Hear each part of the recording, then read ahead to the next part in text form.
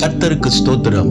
இந்த நாளுக்கான தேவ வார்த்தை மீகா புஸ்தகம் 2ஆம் அதிகாரம் 13வது வசனம். தடைகளை நீக்கி போடுகிறவர் அவர்களுக்கு முன்பாக நடந்து போகிறார். இந்த நாளின் தேவ வார்த்தையின்படி ஆண்டவராகிய இயேசு உங்க வாழ்க்கையில் உள்ள எல்லா தடைகளையும் நீக்கி உங்களை ஆசீர்வதித்து வழி நடத்துவார். இஸ்ரவேல் ஜனங்கள் கானான் தேசத்துக்கு செல்லும் பொழுது எரிகோ பட்டணத்தின் அலங்கம் தடையாக வந்தது.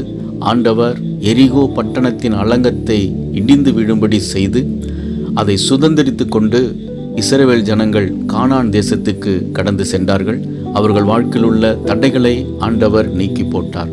அன்பானவர்களே, உங்கள் வாழ்விலும் நீங்கள் முன்னேறி செல்ல போக முடியாமல், ஆசீர்வாதத்தை சுதந்திரிக்க முடியாமல், தேவனுடைய வாக்குத்தத்தத்தை சுதந்திரித்து கொள்ள தடையாக உள்ள எல்லா காரியங்களையும் ஆண்டவர் நீக்கி போடுவார்.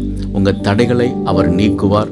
இந்த வருடத்தின் கடைசி பகுதியிலே இருக்கிற உங்களை எல்லா தடைகளையும் நீக்கி ஆசீர்வாதத்தை சுதந்திரித்து கொள்ள கிருபை செய்வார். விசுவாசியுங்கள், மகிழ்ந்து களி கூறுங்கள். இயேசு உங்களை ஆசீர்வதிக்கிறார். ஆமேன்.